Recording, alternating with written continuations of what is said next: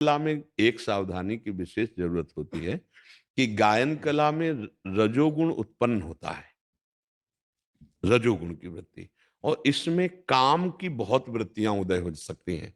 अगर उसको हम शासन में लें और भक्ति परक कर लें तो ये भगवान के रिझाने का बन सकता है। नहीं, जहां संगीत में आह्लाद उत्पन्न होता है तो रजोगुण की तरफ ले जाता है, और रजोगुण से काम का प्रादुर्भाव होता है, और काम ही समस्त विकारों का मूल होता है। वो गिरा देता है, प्रायः गिरा। ये मतलब आप ये समझो, शास्त्र और हृदय दोनों से मिला के कह रहा हूं कि जिस समय हम गायन कला में निपुण होते हैं तो एक गायन में संगीत में आह्लाद होता है।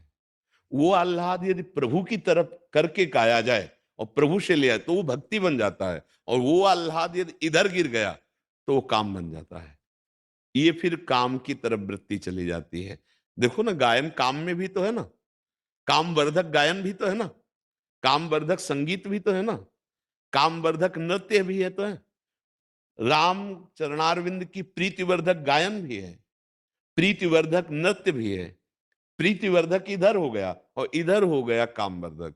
तो हमको ये सावधानी रखनी है कि हमारे अंदर की वृत्ति राम प्रीति की हो, राधा प्रीति की हो, कृष्ण प्रीति की हो। काम प्रीति वाली वृत्ति का निषेध हो जाना चाहिए। प्रायः है, प्रायः मतलब ये सार्वभौम सिद्धांत बात है, क्योंकि संगीत आह्लाद प्रकट करता है। अब देखो ना, झूमने लगेंगे आप। अब वो कामवर्धक है या भक्तिवर्धक है, अब इसमें देखना है।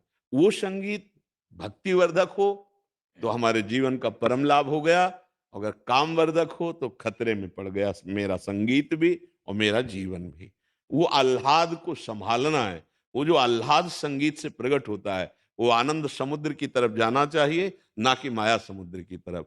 प्रायः चूक हो जाती है और माया समुद्र की तरफ हो जाता है। और जब माया समुद्र की तरफ जाता है तो काम, क्रोध, लोभ, मोह, मद, मत्सर फिर इनमें बदल जाता है। प्रधानता लोक रिझावा, प्रधानता धन, प्रधानता शरीर सुख, संगीत व्यर्थ हो गया। प्रधानता भगवान को प्रसन्न करना, आह्लाद भक्ति युक्त हो जाना, भरोसा प्रभु का दृढ़ हो जाना, संगीत का फल मिल गया। देखो, देवर्षि नारद जी के हाथ में हर समय वीणा लिए रहते हैं।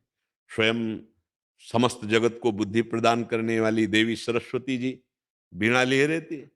जिन महान भागवतों को देखो, कोई करताल, कोई मृदंग, कोई ढप, इन संगीतों के द्वारा वो भगवान के आनंद में मगन हो रहे। वही संगीत का प्रयोग कामानंद में, विषयानंद में, जगत की तरफ। तो अगर भाग्यशाली है तो उसे भगत बन करके भगवान को रिझाता है, नहीं तो फिर वो जगत को रिझाते हुए फिर माया के ही बंधन में फंस जाता है। संगीत एक अद्भुत साधना है जो भगवत प्राप्ति करा सकती है। संगीत एक अद्भुत आह्लाद है जो विक्षिप्त को भी नचा सकता है। टेंशन में है, परेशान है, बड़ी समस्या है, और संगीत सुर, वो भी झूमने लगेगा, है नहीं, आह्लाद उसको भी आने लगेगा। तो संगीत एक साधना है, इसकी साध्य वृत्ति भगवदानंद है। अगर भगवदानंद की तरफ ये न गई तो फिर कामानंद में, विषयानंद में फंसा देगी। तो हमें सावधान रहना विषयानंद से और उसका मोड़ कर देना भगवदानंद की तरफ।